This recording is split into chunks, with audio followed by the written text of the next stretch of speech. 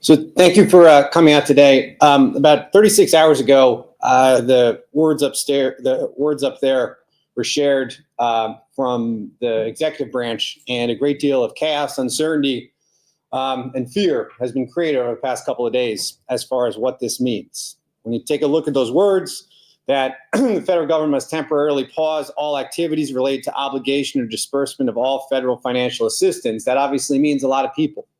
That means programs that affect a lot of people throughout this country and right here in our own community.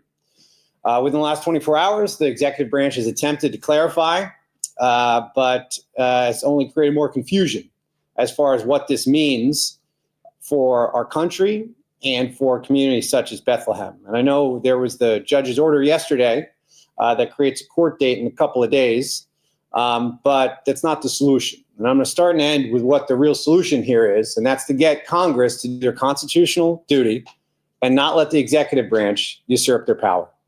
Because right now, people are being hurt.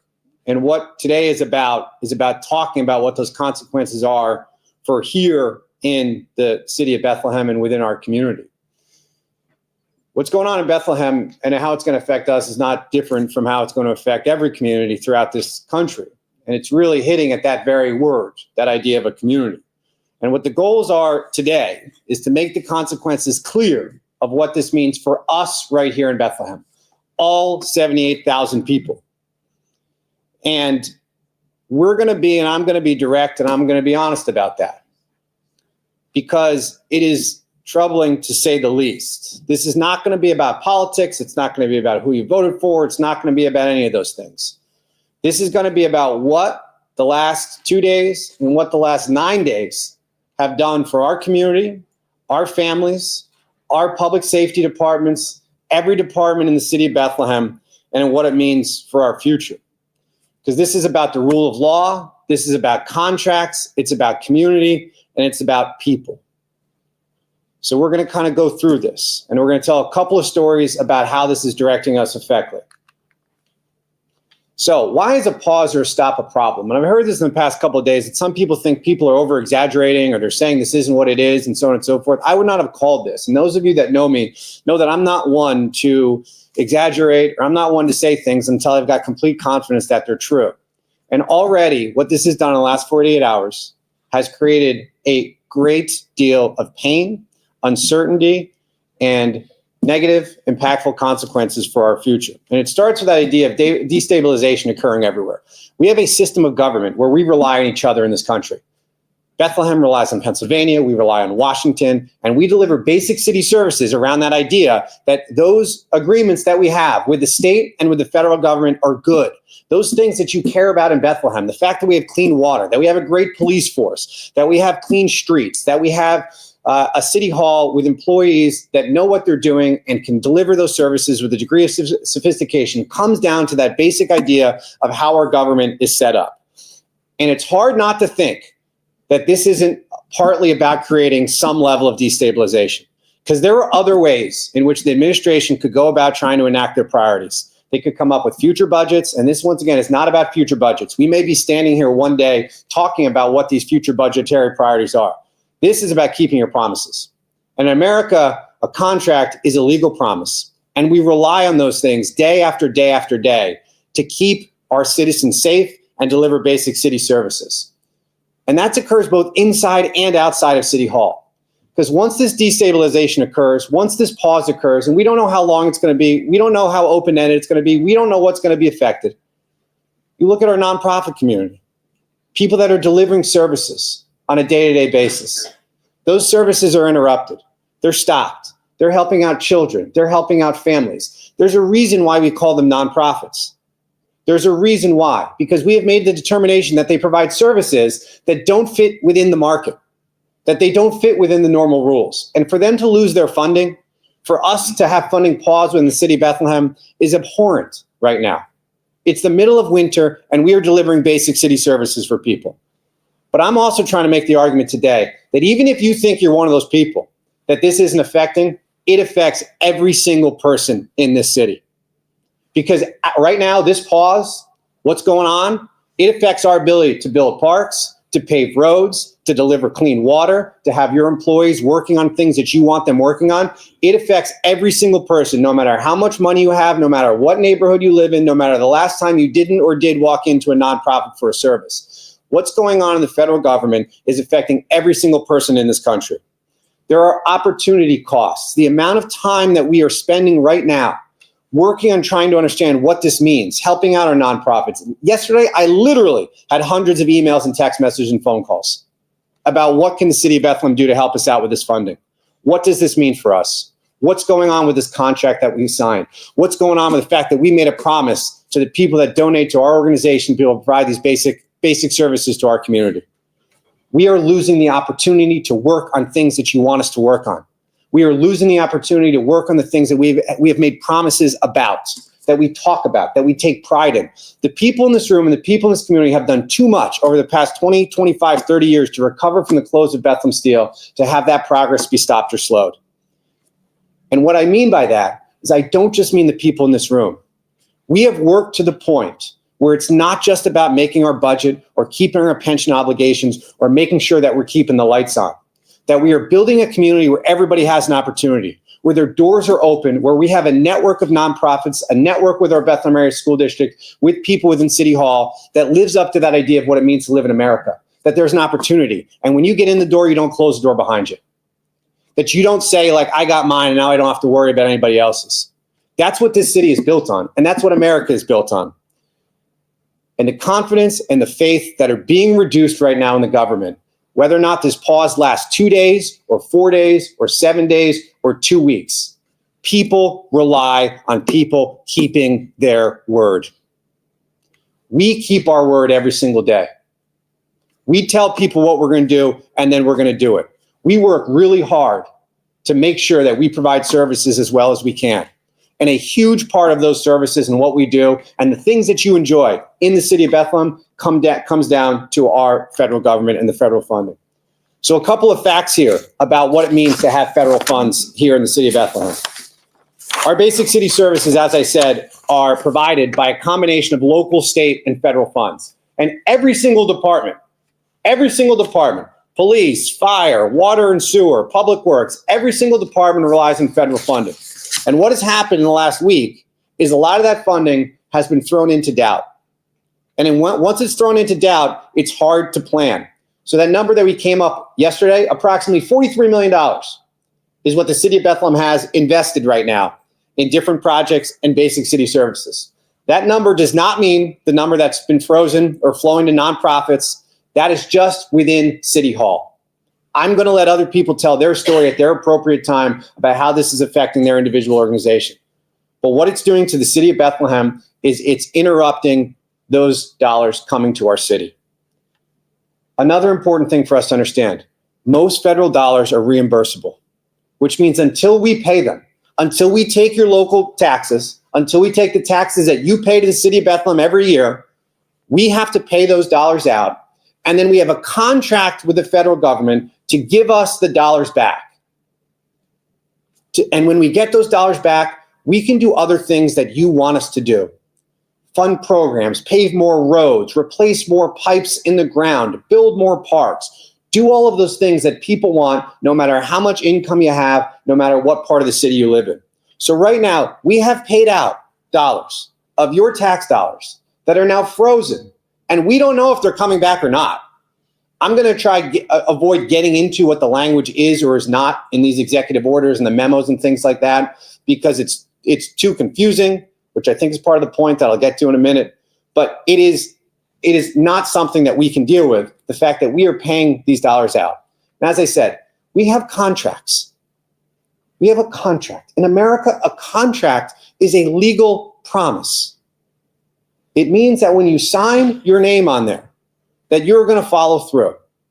Once again, we are not talking about future budgets or future priorities. We are talking about budgets that were passed by Congress, that were signed into law by the president, that people in City Hall, the people sitting over here and sitting over here and sitting over here, that they have spent months and months and months Because when you get money, that's not the end of it. You need to execute that grant agreement. You need to execute the contract. You need to hire someone to go out and pave your road and clean your water and things like that.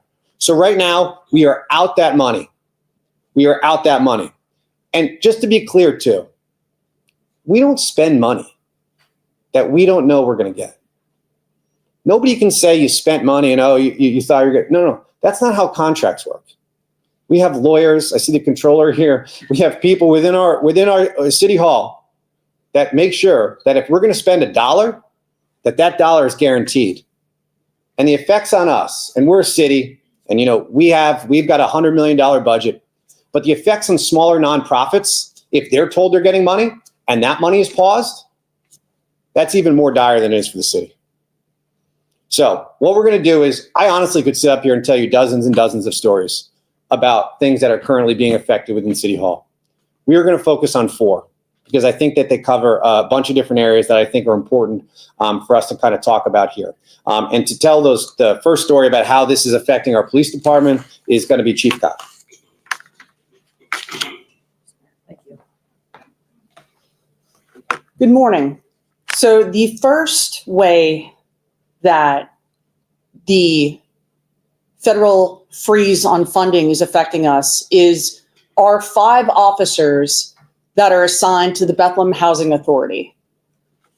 So we have a contract with the Bethlehem Housing Authority where they pay us on a monthly basis to have officers assigned to the Housing Authority to provide high quality public safety services to the residents on BHA properties.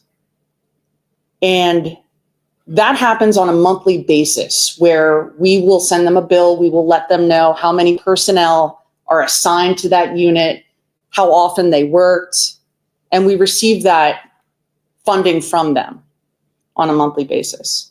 I know that this is very, very scary right now for people that live in Bethlehem Housing Authority properties, thinking that their officers are not going to be available for them. But I want to reassure those people that we made a promise to you to provide those services, and we will follow through on that promise, and we will get through this and make sure that all residents of the city of Bethlehem are provided quality, high quality public safety services. Another way that the police department, public safety is being affected by this federal freeze is our bulletproof vest grant. So 45% of purchased body armor is reimbursed by the federal government. And that body armor is for new officers as well as officers that are already on the force. Every 4 years, we need to replace this body armor. So on an annual basis, we receive $18,731 for our body armor. That helps the city make sure that our officers are equipped with the best equipment to go out into the community and provide those high-level public safety services. Another way that we're being affected by the federal freeze is through the JAG grant that we receive. So we receive a 2003 JAG grant through the Department of Justice, and that is for $39,617. And then we received a 2024 JAG grant for $33,577. And those grants are so incredibly important to our police department because it allows us to take that federal funding and to purchase technology and equipment for our police officers. Our patrol officers don't work in an office setting. Those patrol cars that they are out in for 8 hours is their office. So we need to make sure we owe it to our officers to provide them with that high quality equipment so they're able to serve our citizens. So the mobile data terminals, the laptops that they have in their computer in their cars. Those come through federal funding. The keyboards that come along with them, the internet connection in the cars, that the modems, that we're able to make sure that they have those hotspots so they can access our report management system, so they can access their body camera footage in the car, so they can access NCIC and JNet while they're doing their duties. That's so incredibly important. And another item that we would purchase with this federal funding is also camera equipment. So our city has an extensive camera system at various intersections throughout the city that help not only with public safety, but with public works, with our service center downstairs. And we've been trying to replace antiquated camera equipment. And we were using the federal funds for it.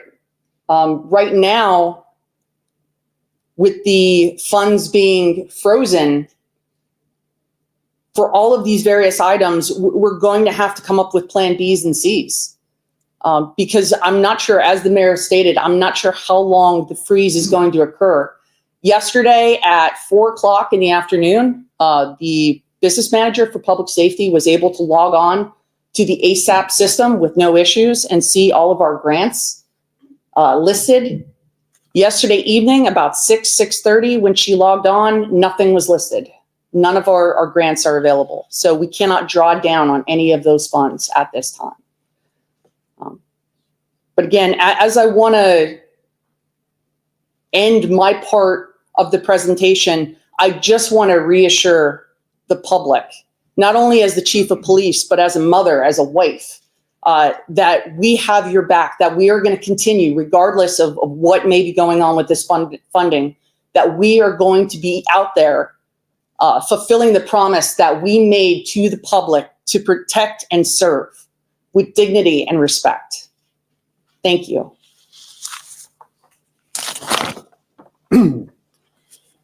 Thank you, Chief. And just a couple things to add there is that the way these grants work is we put the money out, but then when that money comes back, let's say it's $15,000, $18,000, that allows the chief to buy more cameras.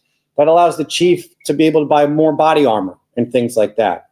So we set the money aside, knowing that we have to front the money. It gets reimbursed, so we get our money back. That is your money, and then we're able to pay for the priorities that you were looking for. So the delay, whether or not it lasts 2 days or a week or 3 months or however long, the longer it goes, no matter how long it is, it precludes the chief and our police department from buying things. To read that Housing Authority, many applications right now in HUD have been frozen. And those dollars that come down, the Housing Authority does not get dollars that are like, you spend these dollars on police officers. They get operational dollars. And then we enter into a memorandum of understanding with them that they're going to pay us on a monthly basis for those police officers. If they don't make those payments, and we don't hold that against the Housing Authority, we then need to find the money to be able to pay those officers. If we are then paying those officers, that means that we are not paying for other things, that we are not being able to utilize your money to be able to pay for things that you necessarily want to see. The second example we have up here has to do with keeping our community healthy. We have a Lead and Healthy Homes program through the federal government. And right now, Ms. Wenrick, who is our Health Bureau director, is locked out of that program. And so we can not only not do the work that goes out to be able to remove the lead from people's houses, but also, once again, and I don't think people in Washington thought about this when they came up with this blanket kind of order. I don't think they understand, or maybe they do understand, how these programs work. In this case, we find small businesses, local small businesses, that go and do this work before they get paid, and then we ask for reimbursement, and then we pay them. So they are out money right now. It's not just the city. It are those small businesses that we ask to be a part of this program. And when I talk about the destabilization, if you were running a small business and somebody said, you do the work and then we're going to pay you, and then we didn't pay you, would you want to be a part of that program again in the future? Probably not. And that's all of the work that the people in this room do on a day-to-day basis, is find those businesses, establish those trusting relationships, talk to people, find the people that are out there that are willing to be like, I want to do something good for our community. I'm willing to go through a little bit more of the paperwork. I'm willing to wait for it because it means helping people out and being a part of a community. Right now, we can't get into that system. So we can't draw down any reimbursements. So right now, those small businesses are owed money. Almost all of the health department, almost all of the health bureau, all of those important public health and community health services that they provide are tied to federal funds. About $8 million, I believe, we get passed through the state, through the Department of Health. There's uncertainty. I don't want to speak for the governor. I don't want to speak for the Department of Health, but there's uncertainty about what that means as far as which of those programs are going to be reimbursable or not. Once again, it adds to more and more destabilization. It adds to that idea that somehow these programs are things that people don't necessarily want to be a part of.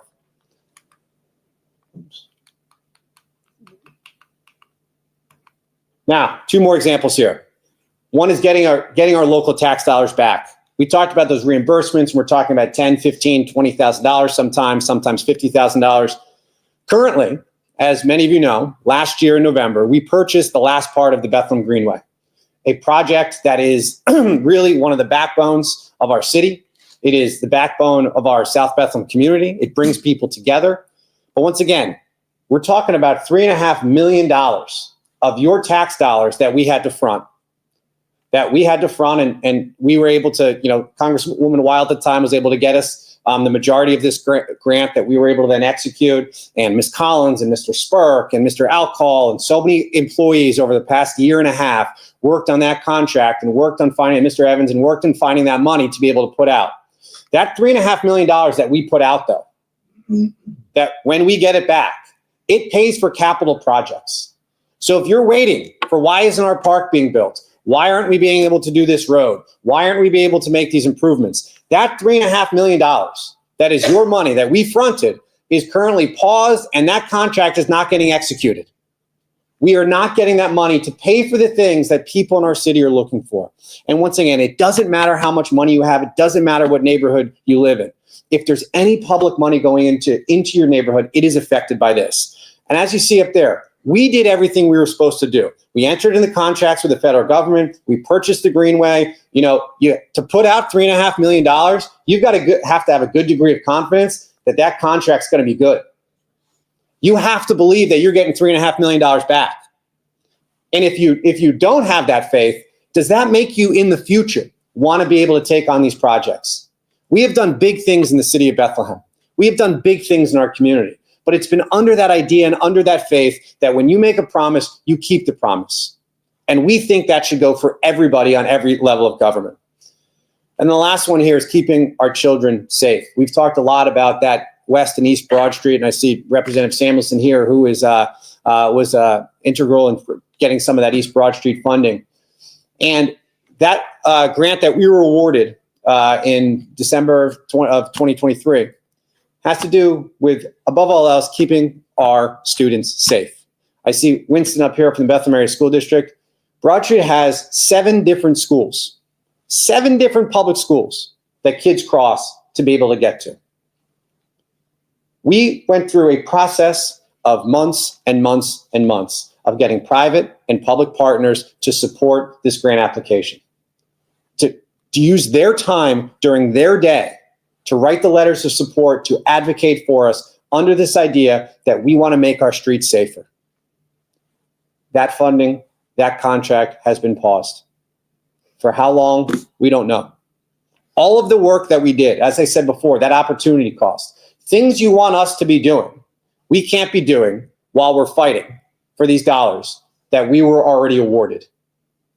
Not to mention all of the time we spent that under this idea that, hey, when we call you and say, hey, can you support this? People were willing to do that. I've tried to give us a little bit of a flavor of all the different things that are currently being affected. And I have one more slide, and then I'm going to finish up here.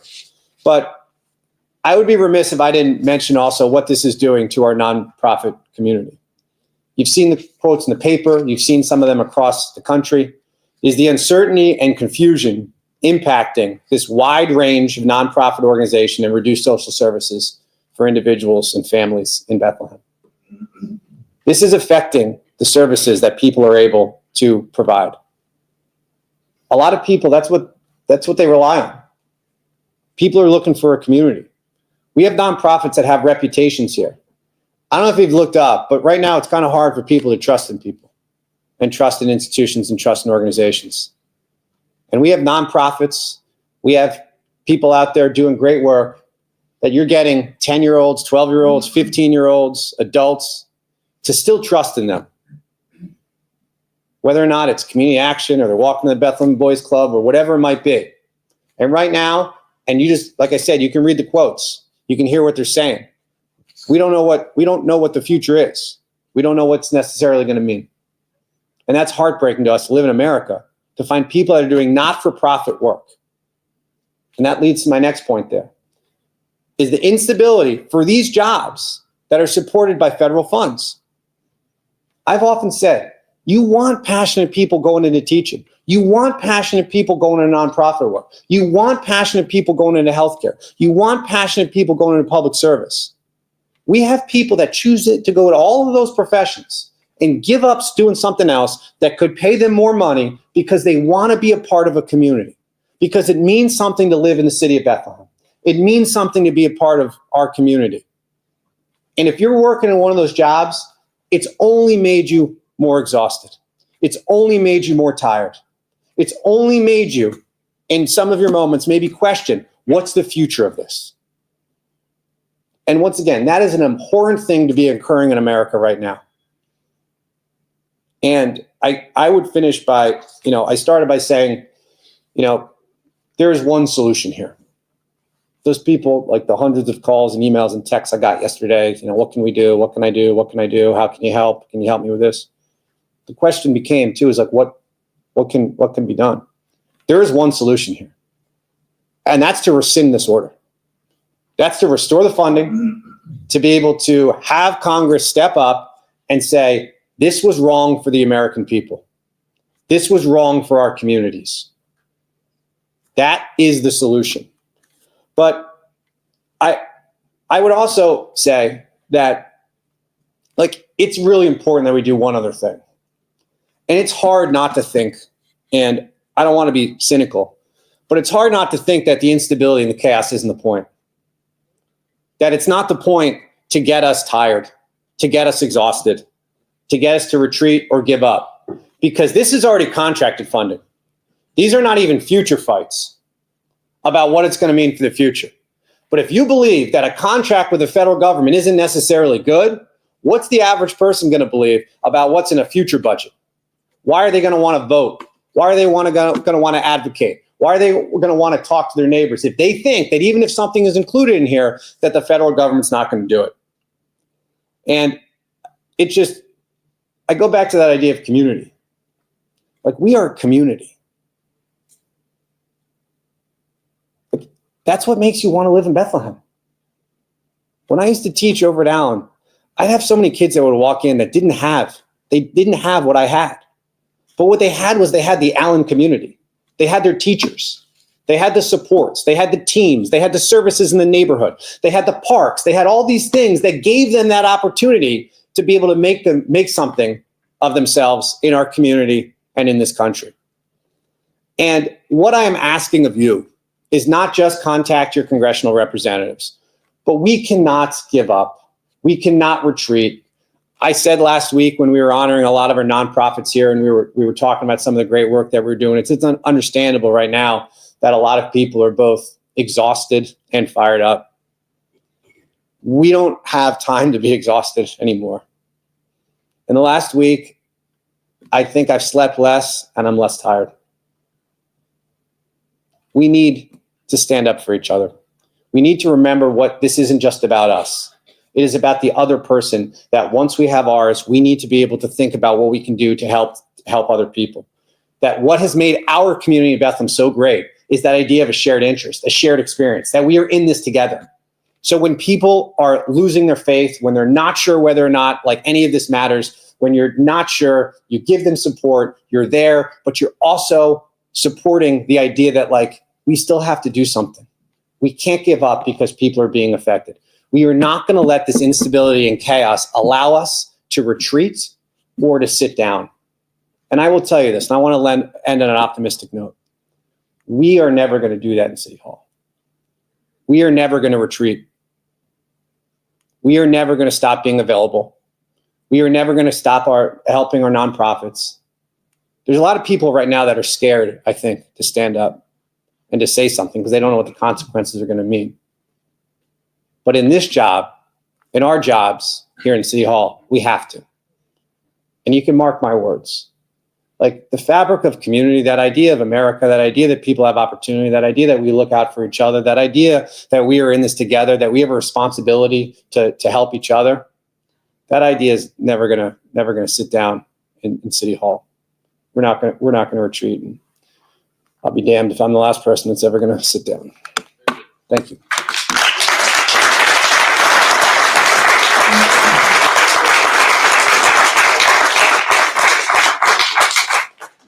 I will open it up if there are any questions from any of the reporters. Yes. Mayor, when you're looking at all the grants that the city receives, county grants, state grants, federal grants, what percentage do federal grants account for? It's a little hard to give a direct percentage because some of the spending is over several years. But that number, 43 million, is what we're looking at over the next kind of several years combined. But it's also, there's some like say federal grants that we get every year. So like if you looked at the idea that we've gotten some of these health grants year after year after year, you're looking at losing millions of dollars of funding. So we're trying to figure out what that percentage is as far as what it would mean on an annual basis.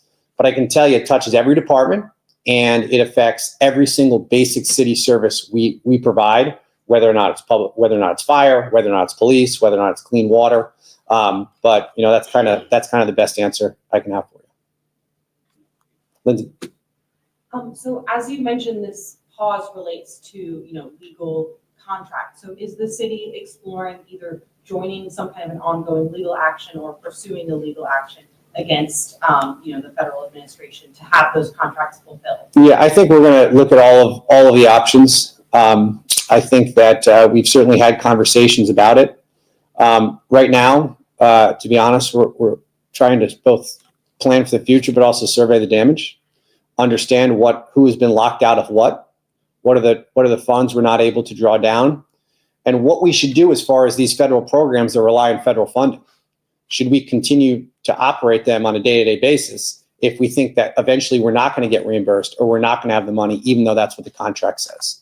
So right now we're reviewing all of those options, and we're not alone. I think you talk to Northampton, Lehigh County, you talk to any other city, any other mayor. You're dealing with people that are trying to both plan for the future, but also kind of survey what the damage is, and that's just within City Hall. Yes, Shirley. Do you have any suggestions for what the average private citizen can do in the face of all this? Is there any action that you would recommend we take? We need to contact our congressional representatives. They have the power to be able to do this, to be able to force the executive branch. I mean, we have a constitutional system of government. We have a constitution that stops this from occurring. They legally appropriated money, and now they're not spending the money or they're not reimbursing us. That is pretty clear. But the other thing to do that contacting our representatives will do is like, this is all money that's already been legally appropriated. There are going to be future budgets that include these same priorities that have been a key part of our city. So while we are focused on this pause, we are also thinking about what it means for the future. So it's like anything else. We contact our representatives, but we also organize. And when ideas come up, when there are things that our neighbors want us to do, we unify right now. And I think that that's a big thing for us too right now. It's like the people in the world that are doing good things need to be unified. This is an existential threat we have that's going on in Washington, D.C. It really is the only priority, I think, right now for us as citizens in the city of Bethlehem is how do we come together? How do we unify without any division for everybody that's on the side that wants to do good things for our community? Thank you. If the funds are not restored shortly, how long does Bethlehem have that they can provide like necessary services like police, fire, and all that? What does your budget allow for? Yeah, we are in a strong financial position, but we shouldn't have to spend our money anymore when we're owed this money. But if we have to, we're able to provide some of these services using our own funds. But I think it's part of the trap too.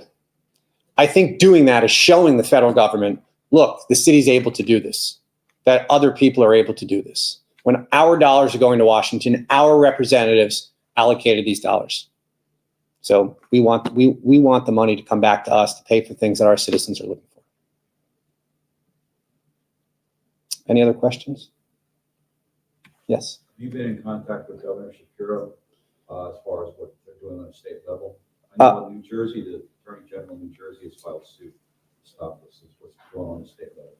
I have been in contact with the governor, and he remains supportive of our community and communities throughout the state. They are looking as well as what this means for the state of Pennsylvania, and I think they're considering the options. Later today, spending time with the governor's staff, talking about housing and their housing executive and their executive order about coming up with a housing plan. So I think it's something that will probably be talked about during this afternoon as well. But the governor is a great friend and a great friend of the city of Bethlehem, and I'm confident that they'll be doing something in the near future that necessarily both defines what this means for the state and also comes up with a plan. But I'm hopeful that it's a strong action and that there's a strong plan. But I think they're like everybody else right now. They're just trying to survey what is or is not to deal with all the confusion and the chaos. Other questions? Okay, I want to thank everybody. And if there's any other follow-up questions, I'll be here for a few minutes afterwards. Thank you.